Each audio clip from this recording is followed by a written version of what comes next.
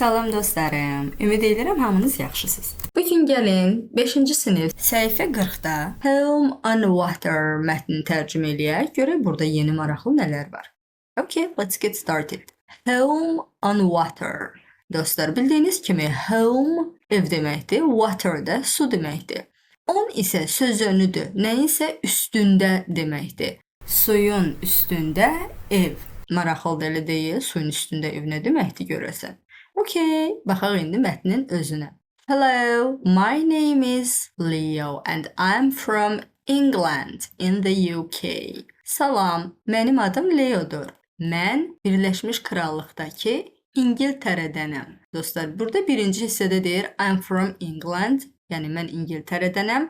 İngiltərənin harda olduğunu deyir in the UK, Birləşmiş Krallıqda. Yəni Birləşmiş Krallığa bir neçə ölkə daxildir. Onlardan biri də Englanddir, yəni İngiltərədir. My home is a houseboat on the river Sturt. Dostlar, houseboat qayıq ev deməkdir. Baxın dostlar, burada şəkildə verilib. Qayıq ev, bunu deyir, evləri qayıqdandır və çayın içindədir. Yəni İçində deyəndə qayıq təbii ki, suyun iç hissəsində olmur, üst hissəsində olur. Ona görə də ümumi olaraq deyirik çaydadır.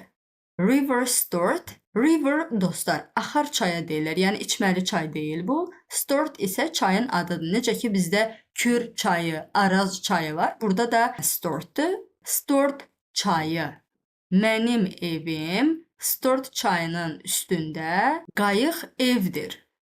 My friends at school are curious about it because it's on the river and it's different. Dostlar, curious nədəsə maraqlı olmaq deməkdir. Yəni nəyisə öyrənmək istəyində olmaq deməkdir. Əgər xatırlayırsınızsa, keçən dərsimizdə demişdik ki, burada hər hansı bir rəqəm varsa, bu deməkdir ki, aşağıda, hardasa o haqqda məlumat verilir, yəni onu açıqlayır. Burada da baxırıq, bu kitabda ümumiyyətlə bu cür işarələr verilibsə, mətnin birbaşa axırında açıqlama verirlər, yəni səhifənin sonunda vermirlər. Mətnimizin sonuna baxaq. Gördünüz, burada da bir rəqəmi verilir və açıqlaması var. Yəni curious nə deməkdir?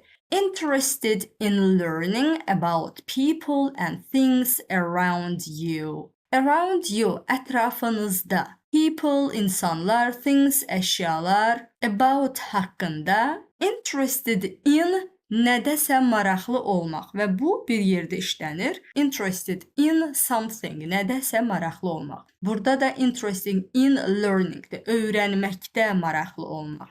Nəyi öyrənməkdə? Ətrafınızdakı insanlar və əşyalar haqqında öyrənməkdə maraqlı. Yəni birbaşa maraqlı sözü götürəcək, yəni maraqlı olan. İndi görək bizdə cümləmizdə hansı söz daha uyğun gələcək. Mənim məktəbdəki dostlarım bununla bağlı maraqlıdırlar. Yəni dostlarıma maraqlıdır ki, görəsən qayıq ev necə olur, bilmək istəyirlər. Ya da cümləmizi belə dəyişə bilərik. Bu mənim məktəbdəki dostlarım üçün maraqlıdır. Çünki o çayın üstündədir və fərqlidir. My home is not big, but it's comfortable. Mənim evim böyük deyil. Is not deyil, but it's comfortable. Amma o rahatdır. Comfortable, rahat deməkdir. There are 2 bedrooms, a living room, a kitchen and a bathroom. Orada 2 yataq otağı, 1 qonaq otağı, 1 mətbəx və 1 vanna otağı var. Dostlar, burada bir sözün deyə də bilərsiniz, deməyə də bilərsiniz. Sadəcə bir deməkdir. Burada əvvəldə 2 yataq otağı dediyinə görə, burada istəyirsiniz 1 deyin, istəmirsinizsə də deməyin. Elə sadəcə qonaq otağı, mətbəx və vanna otağı demək kifayət eləyir. There aren't any walls between the living room and the kitchen. Qonaq otağı ilə mətbəxin arasında divar yoxdur. There is a stove, a fridge and a small table with chairs. Dostlar, stove soba deməkdir. Duxovka sözü də eşitmiş ola bilərsiniz evdə. Yəni soba, duxovka eyni şeydir. Azərbaycanca soba deyirik. Fridge soyuducu, small balaca, table masa, stol, chairs stul. Yəni oturacaq. With ilə deməkdir. Okay. Orada soba, soyuducu və stulları olan balaca masa var. There isn't a sofa, but there are many pictures on the wall and many vases with plants. Dostlar, vases, vaz təkdədir, vases isə cəmdədir. Bunu vase də eşidə bilərsiniz. Yəni vaza, içinə gül qoyulan qabdır. Vases with plants, bitkiləri olan, yəni içində bitkisi olan vazalar deməkdir. Many çoxlu.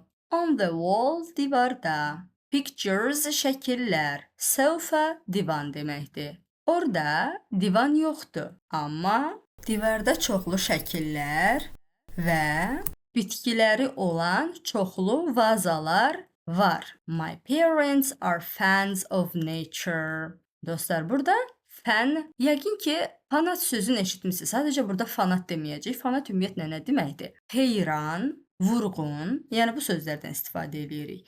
Burada da heyran və ya vurğun sözlərini işlətməyimiz daha gözəl olar. Nature təbiətdir. Mənim valideynlərim təbiət vurğunudular və yaxud da təbiətin heyranıdırlar. Okay? Yəni təbiəti sevirlər o mənada. There is a TV too. Orada həmçinin televizor da var. Oh, and soccer on TV is my favorite thing. Burada o'nun a deyəcəyik. Çünki dostlar, təsəvvür eləyin ki, siz nəyisə danışırsınız, birdən yadınıza nəsə düşür, deyirsiniz, oh, and soccer. Soccer yeri gəlmişkən futbol deməkdir. Soccer on TV, televizorda futbol. Yəni nəyisə danışıb yadınıza nəyisə salanda deyirsiniz, okay, televizorda futbol isə mənim ən sevdiyim şeydir.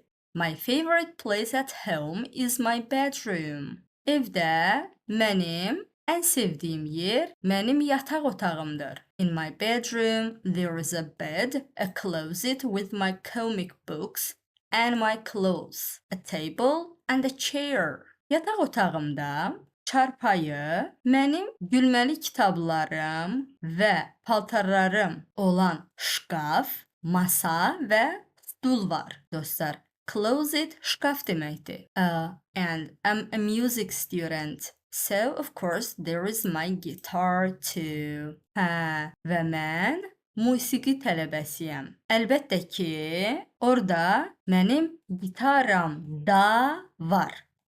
And you? Və sən? What's your home like? And what's your favorite place at home? Sənin evin necədir? Və evdə sənin ən sevdiyin yer hansıdır ya da nədir? Belə dostlar, fikirlərinizi rəy bölməsində gözləyirəm. Have a nice day. Bye bye.